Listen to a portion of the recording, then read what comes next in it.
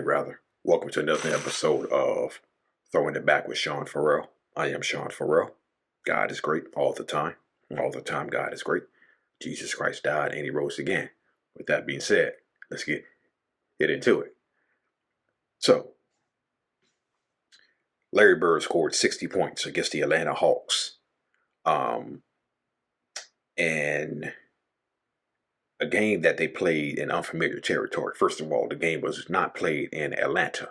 The game was played in New Orleans, okay, which is unusual, I guess. They had some event going on at the Omni or whatnot, but the game was played in New Orleans, okay.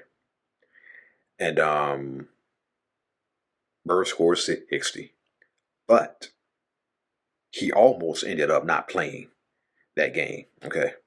Larry Bird was close, very, very close to not playing in that game where he scored 60, okay. The reason why was because days before he ran a 5-mile race in Boston, okay, 2 days before the game, okay. And so Larry Bird arrived to the game feeling pretty sore. He was sore from his neck down all the way down to his feet. He was pretty sore, okay. Larry Bird said, "I was so sore from the race that I ached from my neck to ankles." He told Casey Jones, who was the coach of the Celtics at that time, "I'm not sure I can play. I was hurting so badly that I could hardly move." Larry Bird thought he overdid it. Then what happened was I went out and I couldn't miss a shot, and he scored 60. Okay.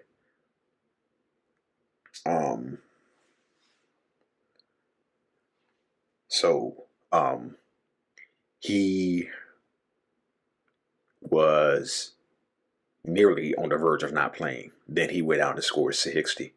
I guess once you get it going, once you knock down a couple of baskets, you run up the floor a few times, the adrenaline starts to flow, then your body starts to warm up.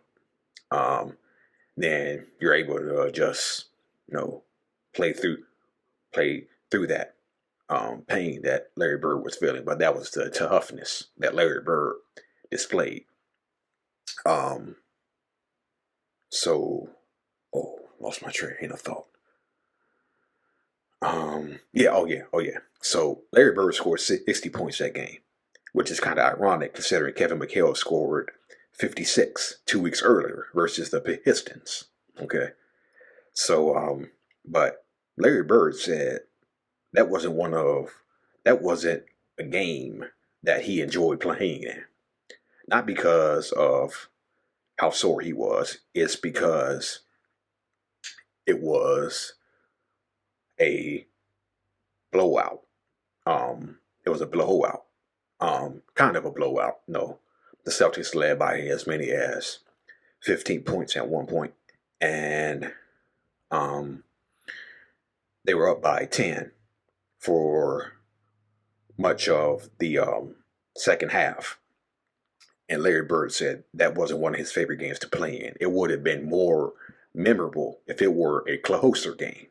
Okay. But Larry Bird said he did enjoy his career game. The game wasn't close. Like I said, the Celtics were leading by 10 plus points. It was a loosey-goosey game, Bird said, and it wasn't a fun game to play in. Okay, so rarely do you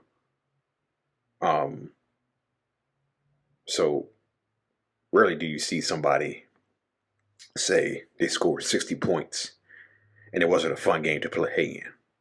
But that's what Larry Bird said about that game. I remember when Michael Jordan scored 63 against Larry Bird. He said he would trade that 63 for that one when Chicago lost in double overtime, 135 to 131 in game 2. Okay. When Larry Bird became a head coach, He said when he became coach of the Indiana Pacers, he said, "I don't expect my players to run races, and sometimes for their own good, but I expect them to but I expect them to be in tip-top shape. And if they have to run to catch the team bus, that's okay." Yeah, so that's what Larry Bird said when he took over for the Indiana Pacers after the 1997 season. Okay. Speaking of the Indiana and the Pacers, in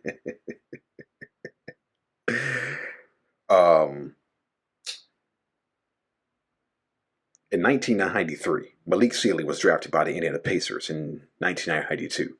Rest in peace. He died way too soon. He left this earth way too soon. Malik Sealy. Okay. He was a rookie with the Indiana Pacers in 1992-93. And they played the Knicks one game. It was during the 92-93 regular season. They played the Knicks one game. Funny moment, okay? Funny moment. Malik Sealy ended up leaving his playbook at JFK Airport. Okay. I kid you not. This really happened. Malik Sealy ended up leaving his playbook at JFK Airport, which ironically got into the hands of Don Imus. Okay. Like Don Imus was reading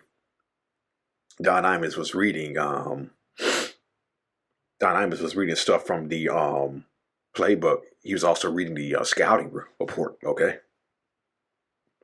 And he was reading stuff on information that the Pacers had on Tony Campbell, Rolando Blackman, John Starks, and whatnot. And so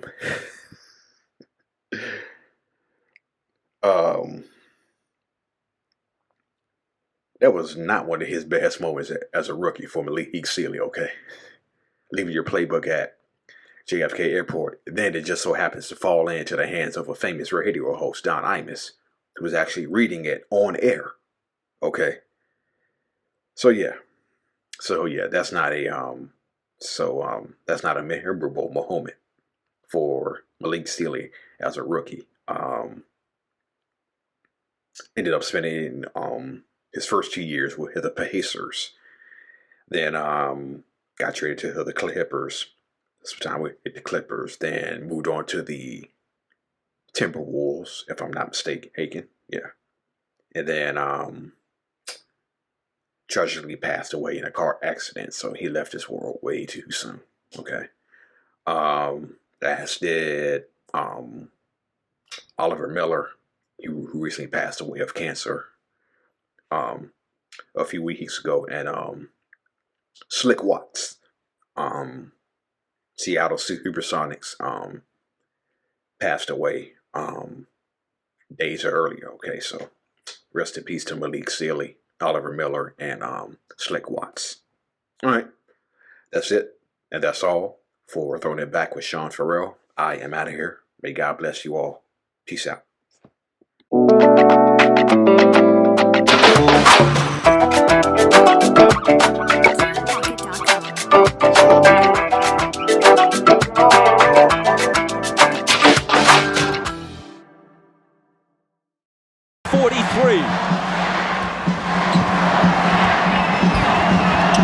Malone is doubled. They swat at it and steal it. Here comes Chicago. 17 seconds. 17 seconds from Game 7 or from championship number 6. Jordan. Open. Chicago with the lead. He gets Brian Russell with a quick crossover. Look at Brian Russell slips. And Michael pulls up and buries the shot to give him a 1-point lead. That may have been. Who knows what will unfold in the next NBA. Watch Jordan's left hand here as he gives Russell the push. The referee can't see that. Jordan frees himself up for a clean look. The greatest thing about Jordan is he has